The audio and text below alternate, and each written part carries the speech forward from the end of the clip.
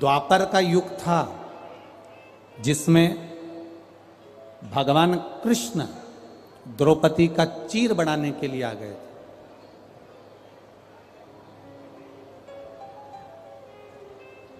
वो द्वापर का युग था जिसमें भगवान कृष्ण द्रौपदी का चीर बनाने के लिए आ गए थे।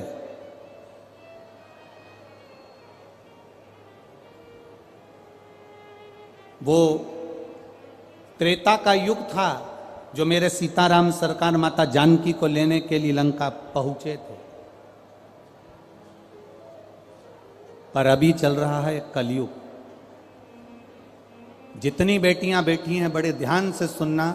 इस कलयुग में आप स्वयं अपने अंदर ऐसा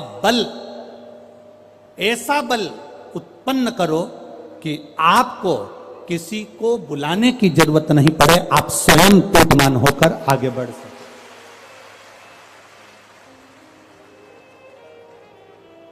क्योंकि हमारा भजन, हमारा कीर्तन, हमारा मंत्र जाप इतना नहीं है। द्रौपदी के तो मंत्र जाप इतना प्रबल था कि 3.5 करोड़ रोम छिद्र द्रौपदी के शरीर में, 3.5 करोड़ रोम छिद्र अपने शरीर में। द्रौपदी एक दिन में 3.5 करोड़ बार भगवान का नाम ले लेती थी। अब जब द्रौपदी 3.5 करोड़ बार भगवान का नाम ले लेती थी तो भगवान कृष्ण को द्रौपदी के कहने पर आना पड़ता था। मां जानकी 3.5 करोड़ बार भगवान राम का स्मरण कर लेती थी तो राम जी को आना पड़ता था। अब अपन इतने सारे बैठे हैं, हम आपसे पूछें कि अपन क्या 3.5 करोड़ बार भगवान का नाम ले लेते हैं? अपन क्या 3.5 करोड़ बार भगवान का नाम का उच्चारण कर लेते हैं? नहीं कर पाते। 3.5 करोड़ बार हमारे मुख से भगवान का नाम नहीं निकलता। पर शिव महापुराण की कथा कहती है, जो शंकर भगवान की कथा में जाकर बैठते हो, राम कथा में जाकर बैठते हो, भागवत कथा में जाकर बैठते हो, कृष्ण कथा में जाकर बैठते हो, संतों की शरणागति में जाकर बैठते हो, जितने लोग कथा को श्रवण करने के लिए बैठे हैं और जितनी बार आप मुख से पंचाक्षर मंत्र नमः शिवाय, षडाक्षर मंत्र ओम नमः शिवाय, श्री शिवाय नमस्तुभ्यम, राम नाम, कृष्ण नाम, जो नाम का तुम उच्चारण करते हो, इतने भक्त एक साथ जब भगवान के नाम को जपते हैं, लेते हैं, तो वो ताली बजाते समय हमारे मुख से निकले हुए शब्द टूटते हैं तो वो बिखरते हैं तो वो करोड़ों की संख्या में हो जाते हैं, और करोड़ों की संख्या में हो जाते हैं तो 3.5 करोड़ बार हमारे मुख का एक बार बोला हुआ मंत्र जाप पूर्ण हो जाता है। हमारे मुख से लिया गया एक बार का जाप 3.5 करोड़ मंत्र जाप के बराबर हो जाता है। श्री शिवाय नमस्तुभ्यं, श्री शिवाय नमस्तुभ्यं। 3.5 करोड़ बार हमारे मुख से भगवान का नाम केवल एक बार हमने लिया और इतने भक्त एक साथ बोले, अपने आप को निकलते से ही हमारे 3.5 करोड़ रोम छिद्र के बराबर हो जाता है।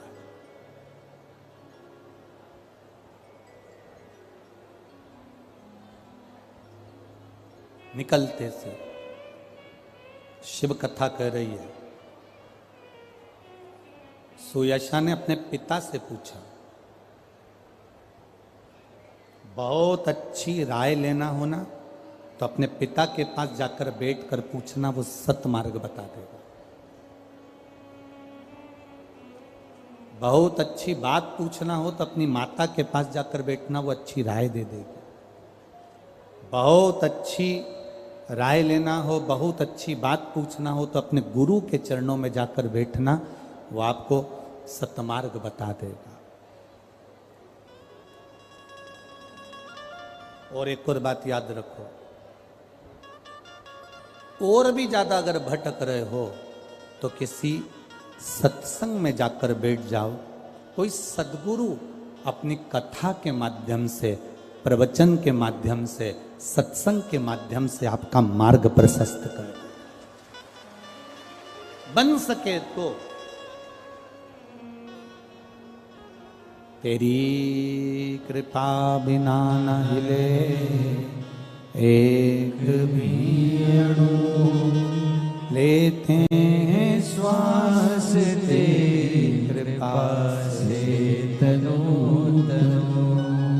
हे गंगाधार मुक्तिदार ओमकार तू, भोले ओमकार तू। आयो शरण तिहारी शंभु तार तार तू।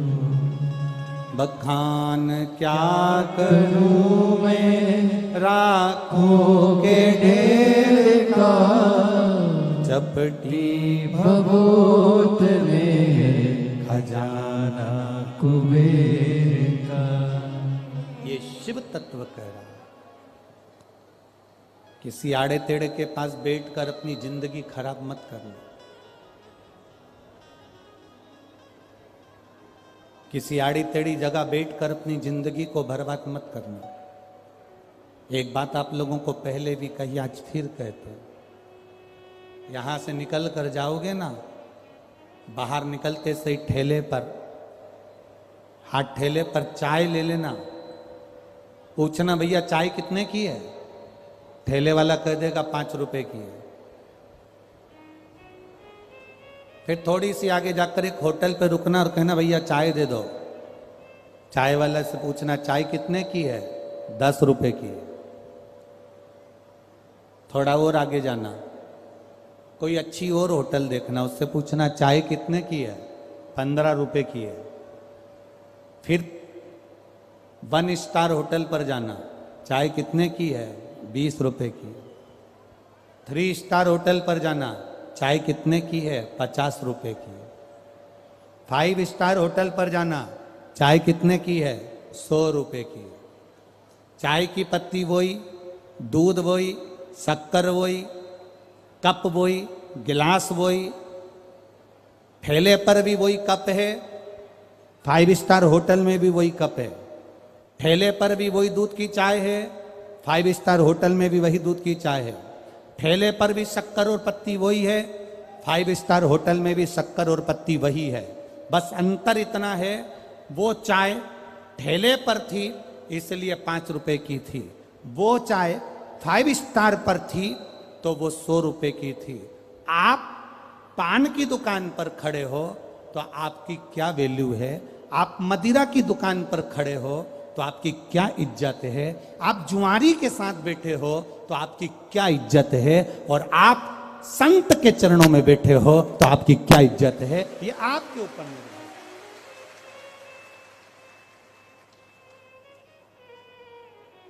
है। एक मदिरा पीने वाले के साथ में बैठे हो तो आपका कोई वो क्या कहते हैं, 2 कौड़ी की इज्जत रह जावे साहब, मदिरा पीने वाले। तो वो कह रहा है मैं पीता नहीं हूं, भले नहीं पीता, पर मदिरा पीने वाले के साथ जाकर खड़े हो जा, नाम तेरा भी आएगा। मदिरा की दुकान के सामने जाकर खड़े हो जा, नाम तेरा भी आएगा। जुआरी के साथ जाकर खड़े हो जा, नाम तेरा भी आएगा। नाम आएगा तुम्हारा। हाँ, रोज रोज मंदिर में जाकर खड़े हो जा तो तेरा नाम वहां भी आएगा। अब दारू की दुकान पर खड़े होगे, मदिरा की दुकान पर खड़े होगे तो लोग क्या कहेंगे तुमको, बेवड़ा। बोलो बोलो, जम के बोलो जरा, क्या कहेंगे, बेवड़ा। जुआरी के पास बैठोगे तो जुआरी, ठीक है। संत के साथ रहोगे तो क्या कहेंगे, ओ महात्मा जी कैसे हो। अब महात्मा जी तो अलग है, संत तो अलग है, पर तुम संत के साथ रह रहे तो तुम्हें भी लोग क्या कहेंगे, महात्मा जी। और तुम रोज रोज मंदिर जाओगे तो लोग तुमसे कहेंगे ये आ गई भक्तन, ये आ गया भगवान का भगत। मतलब आपके बोलने की बात को ही चेंज कर दिया। अब आप कितने बड़े भी, अगर जैसे भी हो ठीक है अपनी जगह पर रोज मंदिर जा रहे हो तो लोग आपको भक्त कहने लगते हैं। रोज मंदिर जा रहे हो तो लोग आपको संत कहने लगते हैं। रोज मंदिर जा रहे हो तो लोग आपको साधु, सन्यासी, तपस्वी, साधक, उपासक कहने लगते हैं। आप वहां तक गए हो, आप वहां तक पहुंचे हो, आप वहां तक पहुंचे हो, आप वहां तक गए हो, तो आपका तात्विक प्रेम बड़ा है, आपका तात्विक सुख बड़ा है। कभी अगर लगे जिंदगी में कि हाँ मैं बहुत उलझ गई, मैं बहुत उलझ गया हूं, डीले कम करो डीले, कहीं लगे आपको कि मैं बहुत उलझ गई हूं, मैं कहीं बहुत उलझ गया हूं, तो एक बार अपने माता पिता के चरणों में जाकर जरूर बैठो। एक बेटी को, एक बेटे को माता पिता जितना दे सकते हैं ज्ञान उतना देते हैं। वो भटकने नहीं देते अपनी बेटी को, वो भटकने नहीं देते अपने बेटे को। उनसे जितना बनता है उतना अपने बेटे और बेटी के लिए करते हैं। अपनी कैपेसिटी से ज्यादा वो अपने बच्चों को देते हैं। सुयशा अपने पिताजी के पास में गई, अपने पिताजी के पास जाकर अपने पिताजी से जाकर बोली, मैंने भगवान का 1000 वर्ष तक तप करा पर मुझे भोलेनाथ जी प्रसन्न नहीं हुए। 1000 वर्ष तक मैंने तप साधना करी पर मेरे पर देव अधिदेव महादेव प्रकट नहीं हुए, मेरे सामने प्रसन्न नहीं हुए, मेरे सामने प्रकट नहीं हुए। अब मैं करूं तो करूं क्या? मरुतों ने सुयशा का पिताजी सुयशा से कहते हैं, अब एक काम कर, किसी पवित्र नदी के तट पर चली जा, किसी भी पवित्र नदी के तट पर,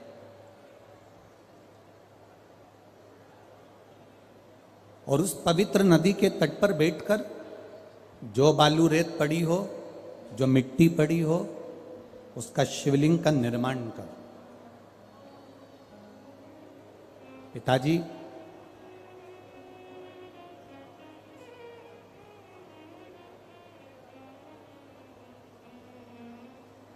शिवलिंग का निर्माण करूं और उसका फिर मैं पूजन करूं, विसर्जन करूं, क्या मुझे देवाधिदेव महादेव मिल जाएंगे? क्यों नहीं मिलेंगे? एक पार्थिव शिवलिंग का निर्माण जब कोई करता है तो उसमें करोड़ों शिवलिंग बनाने का पुण्य एक साथ प्राप्त हो जाता है। एक शिवलिंग अगर पार्थिव बनाए तो उसमें करोड़ों शिवलिंग बनने का फल मिल जाता है, करोड़ों शिवलिंग बनने का फल मिल जाता है। तो आप एक काम करो, एक शिवलिंग का निर्माण करो, ठीक है?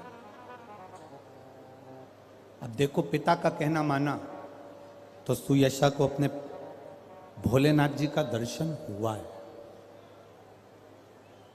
पिता अगर मार्ग बताएंगे, पिता अगर मार्ग प्रशस्त करेंगे, पिता अगर बेटी को, बेटे को मार्ग दिखाएंगे तो बेटा बेटी का जीवन सार्थक होगा, ये निश्चित है। थोड़ा सा लोगों को बुरा लग सकता है पर हम कहें जरूर, गांव में तो केवल फसल खराब होती है,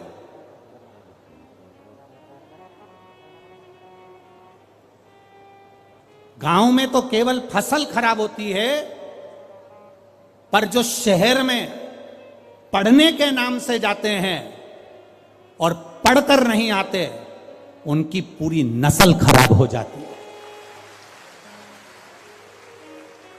आप कितनी मेहनत कर रहा है पिता, कितनी मेहनत कर रहे हैं उसके माता पिता, दिन भर नौकरी करते हैं, दिन भर ड्यूटी करते हैं, दिन भर कमाते हैं, दिन भर ऑफिस जाते हैं, दिन भर दुकान पर जाते हैं, दिन भर काम करते हैं और कमा कर लेकर आते हैं। और बेटी ने कहा पापा मुझे झांसी पढ़ने जाना है, बेटी ने कहा पापा मुझे ग्वालियर पढ़ने जाना है, बेटे ने कहा पापा मुझे झांसी में पढ़ना है, बेटे ने कहा पापा मुझे ग्वालियर पढ़ना है। उस पिता से तो पूछो जिसने पूरी जिंदगी तुम्हारे लिए निकाल दी। उस पिता से तो पूछो जिसने संपूर्ण जिंदगी तुम्हारे लिए निकाल दी, जोड़ा जोड़ा जोड़ा तुम्हारी एजुकेशन में, तुम्हारी पढ़ाई में लगा दिया। गांव में तो केवल फसल खराब होती है, पर जो अपने माता पिता से कहकर जाते हैं कि मैं पढ़ने जा रहा हूं, मैं एजुकेशन के लिए जा रहा हूं, मैं कोचिंग के लिए जा रहा हूं, और गलत मित्रों की संगति में जब वो पड़ जाता है, गलत लोगों की संगति में जब वो पड़ जाता है, गलत लोगों की संगति में जब वो आ जाता है, तो उससे पूरी जिंदगी की नस्ल खराब करके बैठ जाता है। वो अकेला अकेला।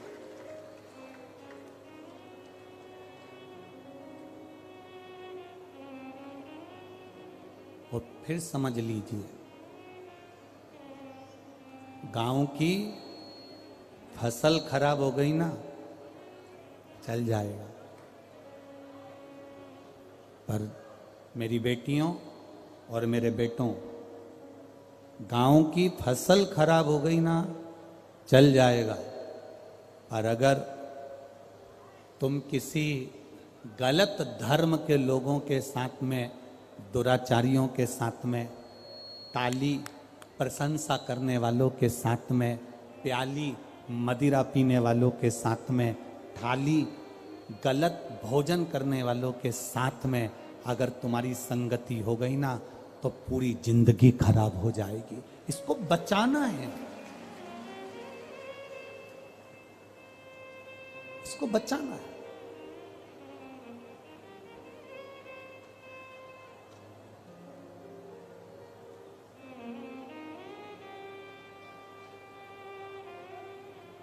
और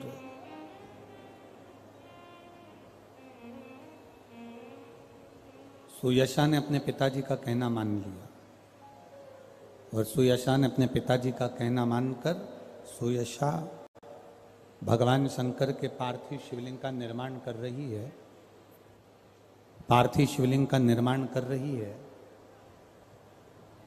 और पार्थिव शिवलिंग का निर्माण कर कर, पूजन कर कर विसर्जन कर रही है। केवल 7 दिन सुयशा को निकले थे भगवान शंकर के शिवलिंग का निर्माण कर कर पूजन करने में, केवल 7 दिन। हम कई बार माताओं से कहते हैं, भाइयों से कहते हैं कि कभी तुमको ऐसा लगे,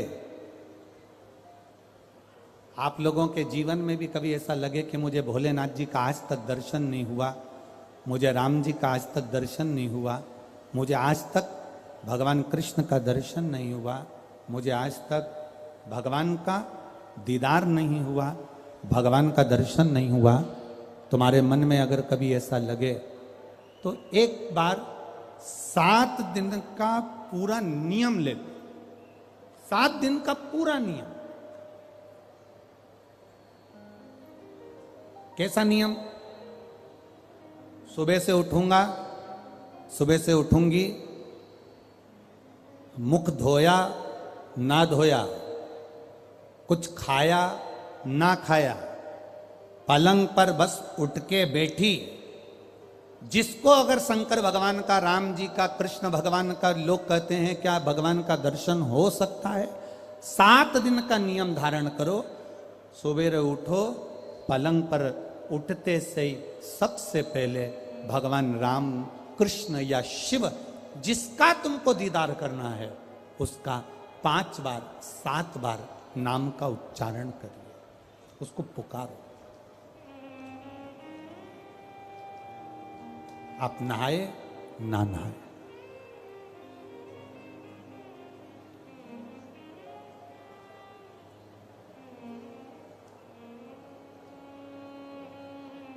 एक पत्र कल आया था, दतिया की कोई माताजी ने लिखा था, पत्र बड़ा अच्छा था, और उस पत्र से केवल दतिया वालों का नहीं, संपूर्ण जितने श्रोता कथा सुन रहे हैं सबके लिए उस पत्र में बात है। केवल एक दतिया वालों के लिए नहीं, संपूर्ण। उस पत्र में किसी ने, माताजी ने लिखा था, गुरुजी हमें ये पूछना है कि हम स्त्री हैं, हम नारी हैं, और स्त्री महीने में रजो धर्म से हो जाती है, रजस्वला हो जाती है। कल का पत्र है वो, स्त्री रजो धर्म से हो जाती है, रजस्वला हो जाती है, रजो धर्म में आ जाती है महीने में। गुरुदेव उस समय पर वो ना मंदिर जा सकती है,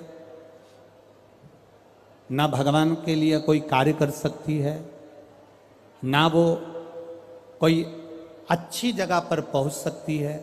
तो हमें केवल इतना सा पूछना है कि उस रजस्वला धर्म के समय पर क्या हम भगवान का नाम ले सकते हैं कि नहीं ले सकते? हम मंदिर नहीं जा सकते, शिवालय नहीं जा सकते, यज्ञ में नहीं जा सकते, अनुष्ठान में नहीं जा सकते, हम कहीं पर भी अच्छी जगह पर नहीं जा सकते, तो क्या हम भगवान का नाम ले सकते हैं कि नहीं ले सकते? तो महाभारत का चरित्र उठाकर देखिए, द्रौपदी का 3 दिन का रजोधर्म, और दुशासन ने चीर खींचा, द्रौपदी का बाल पकड़कर दुशासन सभा में लेकर आ गए।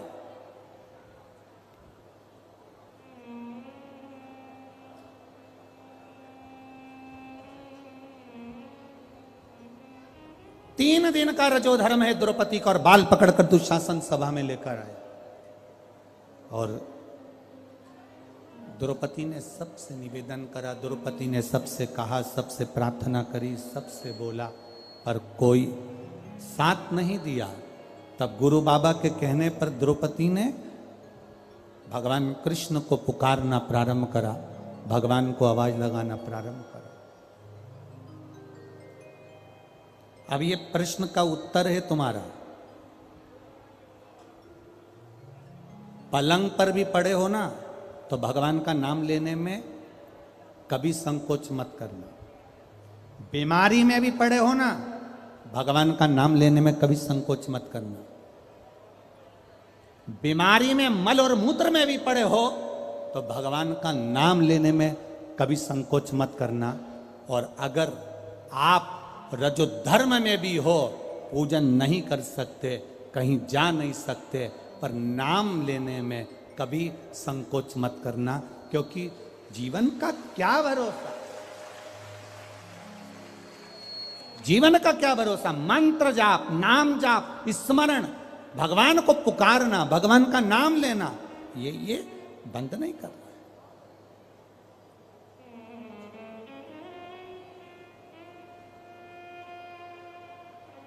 अरे खाना ना छोड़ा, पीना ना छोड़ा, हरि भजन क्यों छोड़ दिया।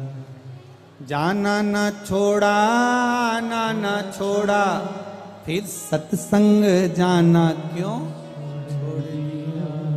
भगवान का नाम लेने में, भगवान का स्मरण करने में, भगवान का कीर्तन करने में, हाँ, आप श्रेष्ठ जगह पर मत जाइए, किसी वस्तु को मत छुओ। यहां तक शास्त्र कहता है कि अगर किसी ब्राह्मण, संत, गुरु और भगवान के लिए भोजन भी बन रहा है और आप रजो धर्म से हो, तो भोजन पर दृष्टि भी मत दो। यहां तक शास्त्र कहता, यहां तक शास्त्र कहता। अगर भोजन बन रहा है तो भोजन पर हमारी दृष्टि भी ना जाए। और भगवान का नाम ले सकते हो, आप उसे पुकार सकते हो।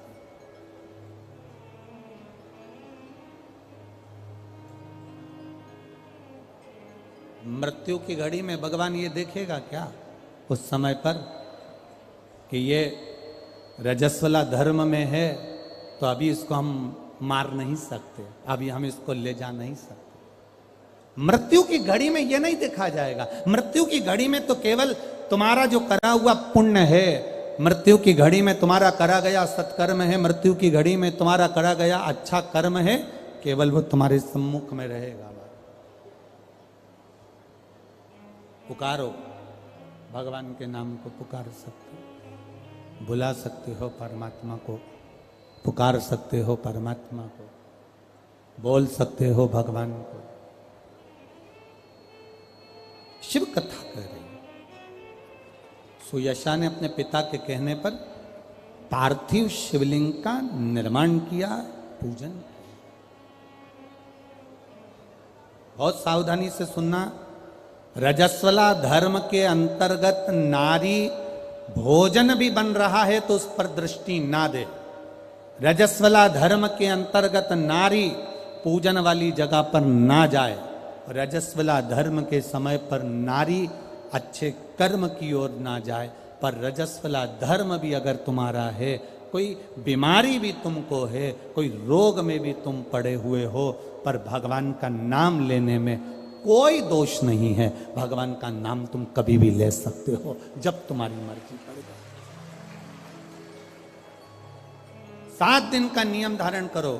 सुबह उठो, भगवान का नाम लो, स्नान करा, पूजन करो, बाबा के मंदिर में जाके 1 लोटा जल समर्पित करो, घर आओ, भोजन करो।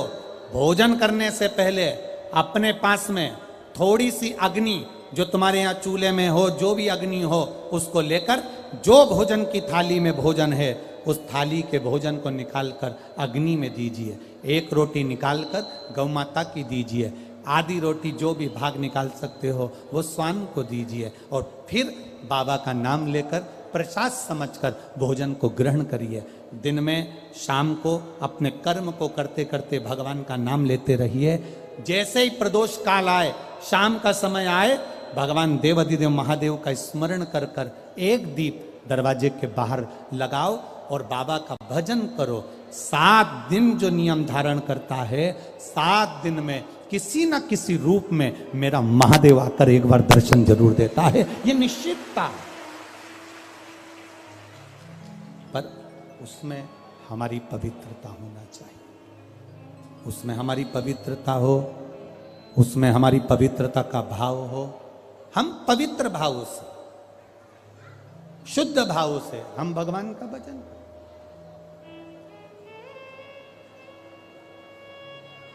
हम तो यहां तक कहेंगे, ये पार्थिव शिवलिंग का आप लोग निर्माण करते हो ना, जितने लोग भी पार्थिव शिवलिंग बनाने के लिए बैठते हो, करोड़ों में शिवलिंग बने, तो बनाते बनाते अगर किसी को उपच भी हो जाए ना, अब मैं थक गई, मैं नहीं बना रही, तो ये बोलने से पहले ही तुम जब शिवलिंग बनाओ और बनाते बनाते तुम्हारे शरीर में ऐसा लगे कि अब मैं थक गई, किसी से मत बोलो कि मैं थक गई, अब मैं नहीं बनाऊंगी, ये मत बोलो। मैं थक गई ये मत बोलो, या ये मत बोलो कि अब मैं तो नहीं बना रही, अब मैं थक गई, तू चल रही क्या मेरे साथ वापिस, ये भी मत बोलो।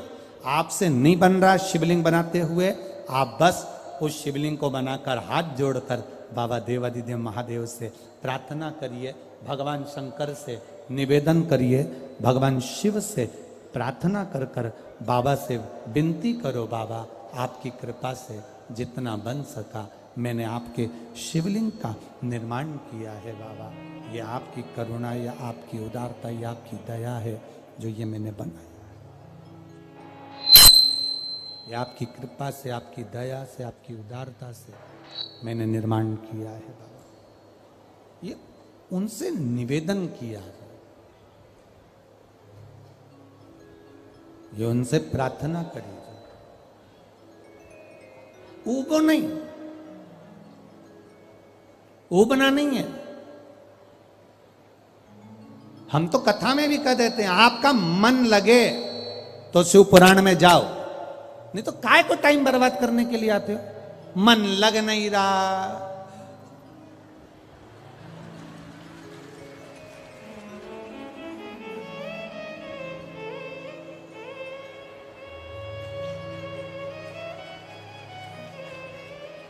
मन लग नहीं रहा, रत्ती भर भी और पूरी डेंटिंग पेंटिंग करके आई। 2 घंटे तक लाइन खींची, डब्बा भरा। एक दिन पहले उसके पास भी गई, धागा वाली के यहाँ, वहां भी पहुंची। तो क्यों आए? कौन ने कहा तुमको कि कथा में जाना जरूरी है? कोई तुमको कहा कि भीड़ बढ़ाने जाओ? तुम्हारा मन लगे तो शिव महापुराण की कथा में आकर बैठो, नी लगे तो कथा में भी मत जाओ, अपने घर में मूंगफली सेको और 3 टाइम खाओ। समय बर्बाद करने मत जाओ। मन लगे, शिव कथा कर रही है, मन लगे तो महादेव के मंदिर में जाके 1 लोटा जल चढ़ाना। मन नहीं लगे ना, जबरदस्ती मत जाना कि मैं तो बाबा सियोर वाला महाराज ने कहा है तो जाना तो पड़ेगा। ना ना ना, ना। बिल्कुल मत जाओ, बिल्कुल मत जाओ। मन करे तो वो कहते हो ना, दिल तुझको दिया ये क्या कर दिया, अपना मन, अपना दिल, अपना हृदय परमात्मा को दे।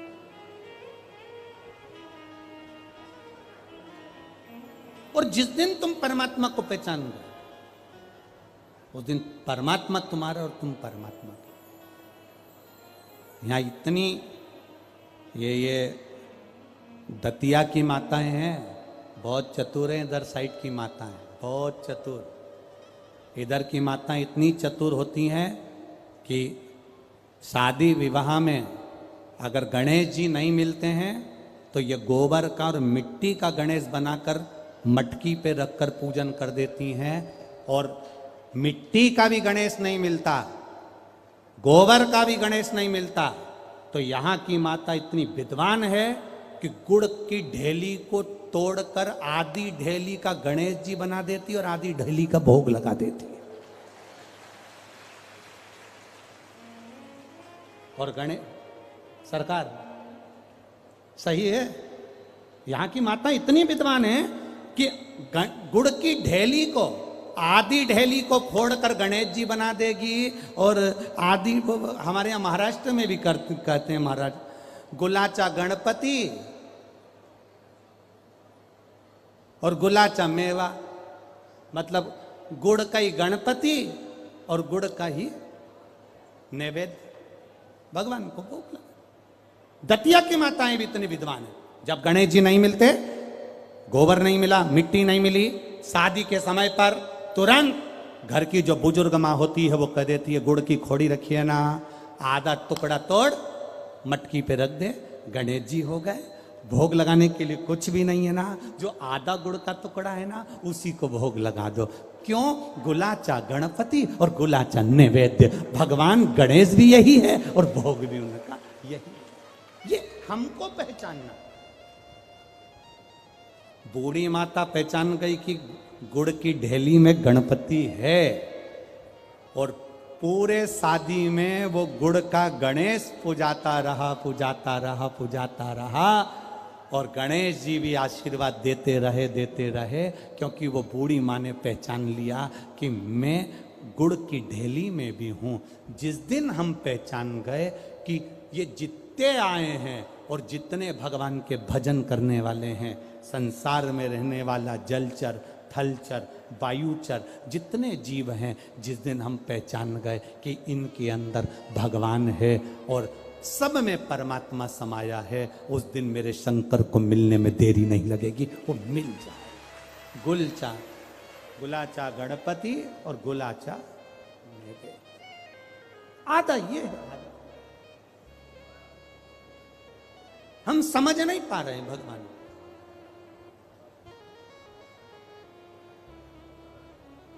हम परमात्मा को जान नहीं पाते। सुयशा ने भगवान शिव जी की आराधना करी, पार्थिव शिवलिंग का निर्माण करने के लिए बैठी और जो निर्माण करा, मात्र 7 दिन निकले थे सुयशा को, देवादिदेव महादेव प्रकट हो गए। मांग सुयशा, क्या चाहिए तुझको? सुयशा कहती है, मैं आपके चरणों की दासी बनना चाहती हूं, मैं आपके चरणों की दासी बनना चाहती हूं। भगवान कहते हैं सुयशा, कितनी सुंदर बात देवाधिदेव महादेव ने कही है, कितनी सुंदर। सुयशा कह रही है मैं आपके चरणों की दासी बनना चाहती हूं, चरणों की दासी। देवाधिदेव महादेव ने कहा सुन सुयशा, मेरी धर्म पत्नी पार्वती मेरे साथ में है, मैं दूसरी नारी को अपने करीब भी नहीं आने देता। हां सुयशा, तो मेरे स्वरूप का स्नान करा, पूजन करा, अर्चना कर, निवेदन कर, बेलपत्र चढ़ा, पुष्प चढ़ा, मैं तुझे फल दूंगा। पर सुयशा, तू कहे कि मैं पार्वती जी का स्थान ले लूं, तू कहे कि मैं संगनी बन जाऊं, ये नहीं हो सकता। सुयशा, ए सुयशा, संत, साधु, सन्यासी, तपस्वी, साधक, उपासक, भगवान शंकर कहते हैं संत, साधु, सन्यासी, तपस्वी, साधक, उपासक, अगर इनके सामने एक लकड़ी की स्त्री भी आ जाए ना, तो संत साधु को उसका स्पर्श तक नहीं करना चाहिए, वो श्रेष्ठ संत माना जाता है। वो साधु, वो तपस्वी, एक लकड़ी की भी स्त्री अगर कोई बनाकर सामने रख दे, उसका स्पर्श ना हो, उसका स्पर्श।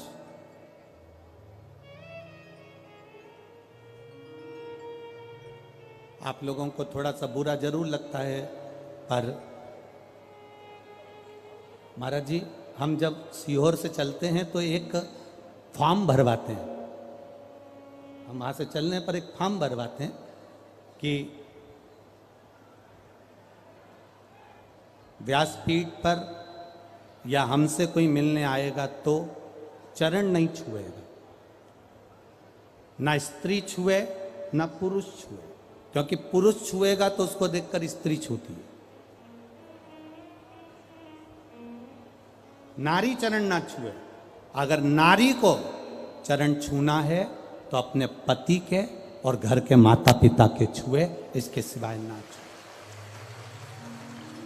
हां, आपका मन कर रहा है कि हम गुरु के चरण छूना है, तो आपसे निवेदन है गुरु के चरण छुओ, पर दूर से छुओ, आपको स्पर्श नहीं होना चाहिए, स्पर्श होता नहीं। एक जरा सा साड़ी का पल्लू माता जानकी जी का, केवल साड़ी का पल्लू उड़ के तुलसी जी के क्यारे पर चला गया था, साड़ी का पल्लू। पुष्प वाटिका में मां जानकी जी पुष्प लेने के लिए गई थी। उसी समय पर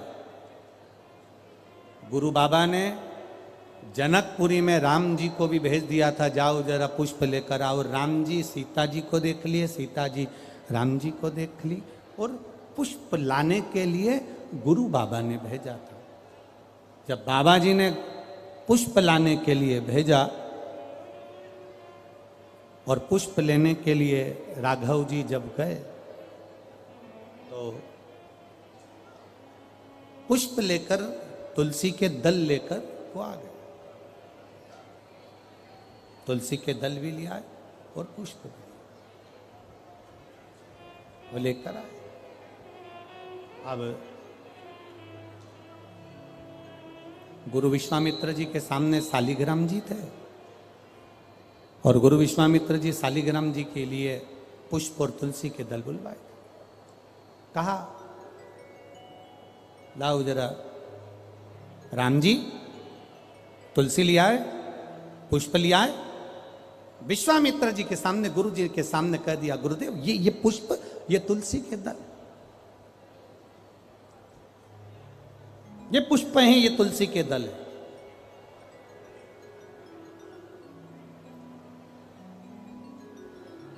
अब धोया हुआ पुष्प, धोया हुआ पुष्प भगवान को समर्पित तो होता नहीं। जिस पुष्प को पानी में धो लिया जाता है, या पानी, कई कई माताओं की आदत रहती है, जो पानी का लोटा रहता है, लोटे में पानी भरा रहता है, उसमें फूल डाल लेती है और उस फूल को निकाल कर फिर भगवान को चढ़ाती है। भगवान ऐसा फूल कभी स्वीकार नहीं करता। बाल्टी में पानी भरा है, तुम गई बगीचे से फूल बाल्टी में डाल लिए, बाल्टी में पानी भरा था, उस पानी में फूल गिर गए, तुमने वो फूल महादेव को चढ़ाए, देवताओं को चढ़ाए, वो भगवान स्वीकार नहीं करता। क्यों नहीं करता? क्योंकि जल के पात्र में जल भरा हुआ है, उसमें अगर आप फूल डाल दोगे तो जो जल भरा है उस जल नारायण को वो फूल चढ़ चुके हैं। अब वो फूल तुम दूसरे देवता को नहीं चढ़ा सकते, क्योंकि चढ़ाया फूल कैसे चढ़ाओगे?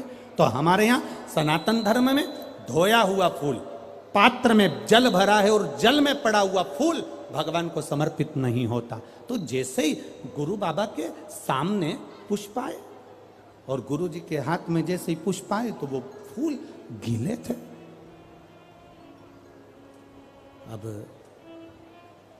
पुष्प जब गीले थे तो उन्होंने पूछा, विश्वामित्र जी ने, गुरु बाबा ने, गुरु जी ने पूछा, राम जी, राघव जी, ये फूल जो तुमने हमको दिए हैं, ये पुष्प जो तुमने हमको समर्पित किए हैं, ये पुष्प तो गीले हैं। राम जी ने कहा, प्रभु मालूम नहीं, हमने तो इनको धोया भी नहीं है, क्योंकि हम जानते हैं कि धोया हुआ पुष्प समर्पित नहीं होता, तो फिर ये गीले क्यों है? विश्वामित्र बाबा ने तुलसी की मंजरी को उठाया, तुलसी के दल को उठाया, सालिग्राम भगवान को चढ़ाने के लिए विश्वामित्र जी हाथ आगे बढ़ाने लगे। तुलसी की मंजरी, तुलसी के दल विश्वामित्र बाबा के हाथ से चिपक गए, चढ़ने को तैयार नहीं हो रहे। पूछा बाबा ने, तुलसी तुम आज नारायण पर नहीं चढ़ रही हो, सालिग्राम भगवान पर तुम तुलसी समर्पित नहीं हो रही हो, क्या हो गया तुमको? तुलसा जी कहती हैं, गुरुदेव, तुलसी के क्यारे में हम सारी बहनें एक साथ बड़ी हुई हैं, तुलसी का पौधा लगकर हम एक साथ बड़ी हुई, पर माता जानकी जी जब बगीचे में घूम रही थी तो उनके वस्त्र हमारे पौधे पर आ गया और उनके चलने से, सीता जी के पल्लू के उस चीर से हमारे कुछ पत्ते टूटकर जमीन पर गिर गए।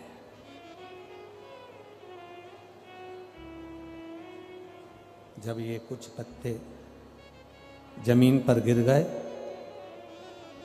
इसलिए हमें रोना आ रहा है। यही कारण है कि हम आंख से आंसू बहा रहे हैं, यही कारण है कि हम रो रहे हैं। विश्वामित्र जी ने कहा कि राम जी जाओ, जानकी जी से कहो कि जो तुलसी के पत्ते भूमि पर पड़े हैं उन पत्तों को वापस वृक्ष से, वापस डाली से जोड़े। जाओ जरा बोलो। जानकी जी सूचना गई मां जानकी के पास, तुमने जो, तुम्हारे चीर से, तुम्हारे वस्त्र से जो तुलसी के पत्ते गिरे हैं उनको जोड़ा जाए। जानकी जी कहती, ये कभी नहीं हो सकता, ये भूतो ना भविष्यते, पत्ता टूटने के बाद जुड़ेगा कैसे? मुझे लेकर चलो गुरु बाबा के पास में। गुरु विश्वामित्र जी के चरणों में जानकी जी निवेदन कर रही हैं हाथ जोड़कर, बाबा गलती हो गई मुझसे, पर पत्ता नहीं जोड़ सकती मैं, पत्ता नहीं जोड़ सकती। बस वही दिन, हफ्ते में केवल एक दिन ऐसा होता है जो तुलसी के क्यारे से तुलसी के दल को नहीं उतारा जाता। ये वही दिन है, रविवार का दिन, केवल एक दिन, जिस दिन मां जानकी जी ने विश्वामित्र जी के चरणों को दंडवत कर कर कहा, गलती हो गई, क्षमा कर दो। विश्वामित्र बाबा ने उस दिन सालिग्राम बाबा पर तुलसी का दल नहीं चढ़ाया, हमारे आज भी वो दिन रविवार का आज तक गिना जाता है, इसलिए रविवार के दिन तुलसी का दल नहीं तोड़ा जाता, इसलिए तुलसी के दल को तोड़ते नहीं है। जो नीचे पड़ा था, जानकी जी के पल्लू से जो दल नीचे गिर गए थे, जो तुलसी के पत्ते नीचे गिर गए थे, बाबा ने राघव जी को भेजकर वो पत्ते बुलवाए और वो पत्ते, वो तुलसी के दल शालिग्राम भगवान पर चढ़ाए। इसलिए रविवार के दिन जो पत्ते गिरे रहते हैं, उन पत्तों को हम भगवान को समर्पित कर सकते हैं। 2 दिन पहले के, 8 दिन पहले के समर्पित कर सकते हैं, पर रविवार को तुलसी का दल नहीं तोड़ा जाता। ये इतना विशेष महत्व हमारे सनातन धर्म की पूजन पद्धति का है, इतना विशेष।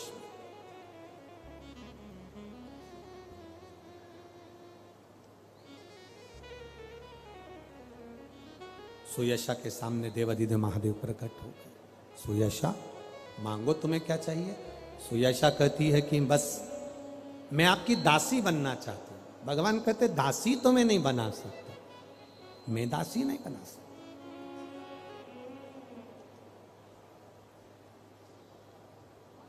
बहू लेकर आओ ना। बहू को अगर घर में लेकर आ रहे हो तो ये समझकर मत लाना कि मेरे घर का पूरा काम करेगी, सारा काम संभालेगी ना। तुम्हारे मुख पर सबसे पहला शब्द होना चाहिए, मेरी बहू नहीं आ रही है, मेरी बेटी आ रही है। और जैसी घर में बेटी रहती है, मां के साथ में जितना बेटी कार्य करती है, उतनी ही कार्य ये बेटी करेगी। मैं ज्यादा आस क्यों लगाऊं, किस लिए? हमारी सोच थोड़ा बदलना पड़ेगा। हम बहुत सारे अरमान ले लेते हैं, नई बहू आ रही है, खूब खाना बनाकर खिलाएगी। अब बहू आ तो गई, कपड़े उससे धुलवाओ ना। शब्द निकलते हैं बूढ़ी बूढ़ी माताओं के, बुजुर्ग माताओं के। घर में बहू आ गई है, फिर भी घर ऐसा पड़ा है, सफाई कौन करेगा? अरे महाराज, बहू लेकर आए हो कि नौकरानी लेकर आए हो? बहू लाए हो ना, तो उससे आस रखो, पर इतना याद रखना कि नौकर जैसा कर्म नहीं। एक प्रेम के संबोधन से बहू को अगर रिझाने का प्रयास करोगे तो वो बहू तुम्हारे लिए 24 घंटे खड़ी रहेगी। और जहां तुमने अपशब्दों से उसको तोलना प्रारंभ करा तो वो तुम्हारे सामने खड़ी नहीं रहेगी, वो तुम्हारे सामने सम्मुख में आएगी नहीं, तुम्हारे सामने पहुंचेगी नहीं, तुम्हारे सम्मुखता में नहीं पहुंचे। प्रेम के संबोधन से तोला जाए। प्रेम का जो संबोधन है वो श्रेष्ठता का है।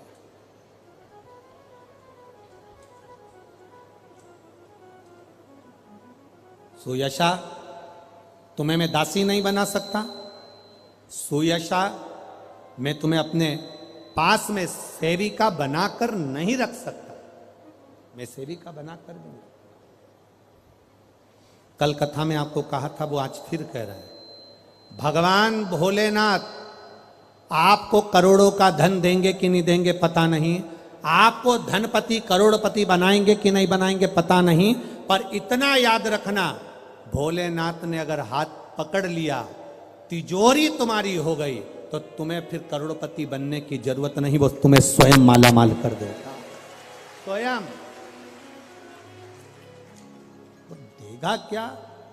आपको कहा था ये अभी 16 तारीख को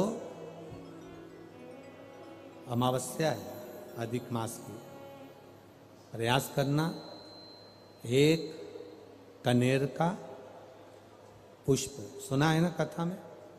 बोलो बोलो, जम के बोलो जरा, सुना है ना? एक कनेर का पुष्प देवाधिदेव महादेव को समर्पित, दिल से, भाव से, अपनी श्रद्धा से, अपने विश्वास से, अपने आनंद से।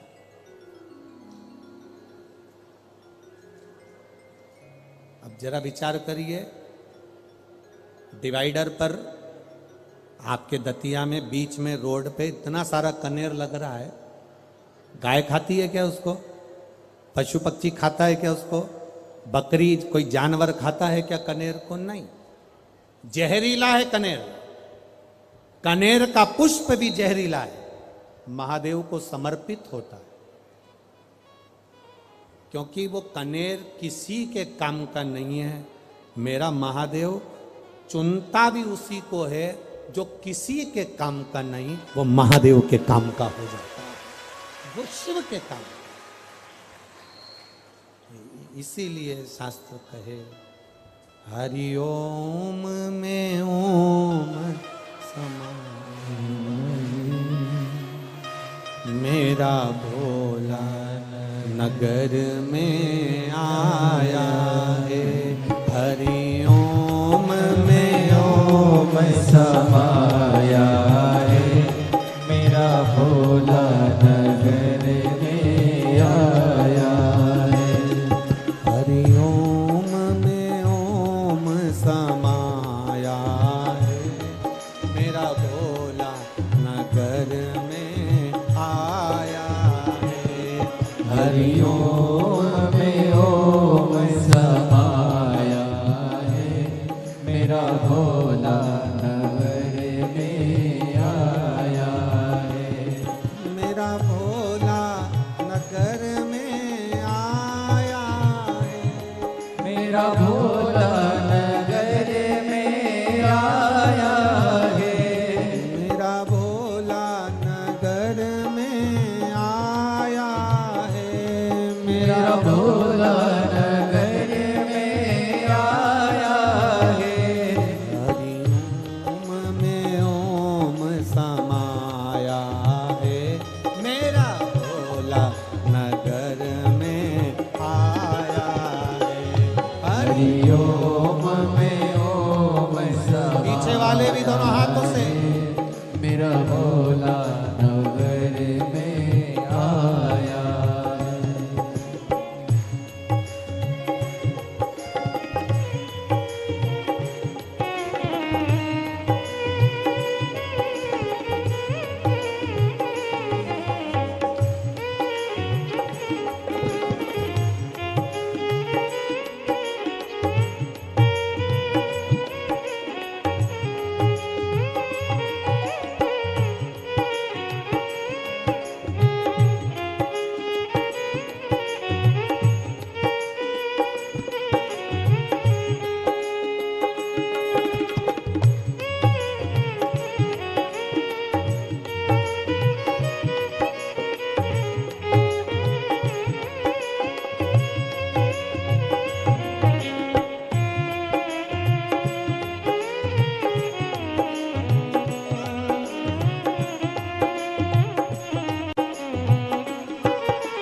भोले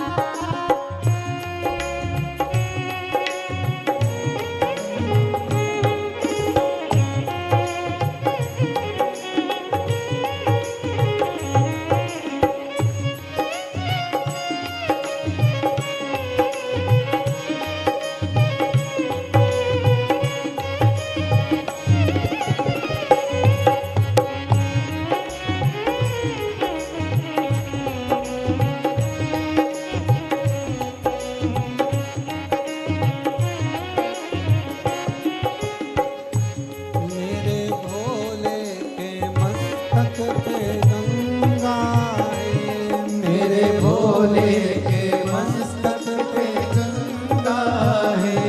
मेरे भोले के मस्तक पे गंगा है। मेरे भोले के मस्तक पे गंगा है।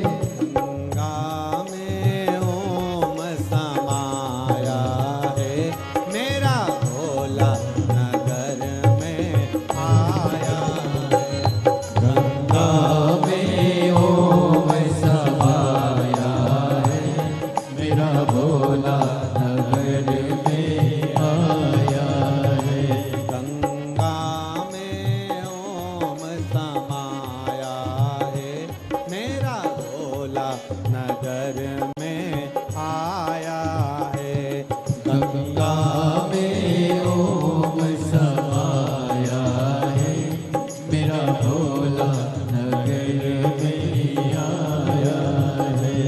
मेरा भोला नगर में आया है। ओ मेरा भोला नगर में आया है।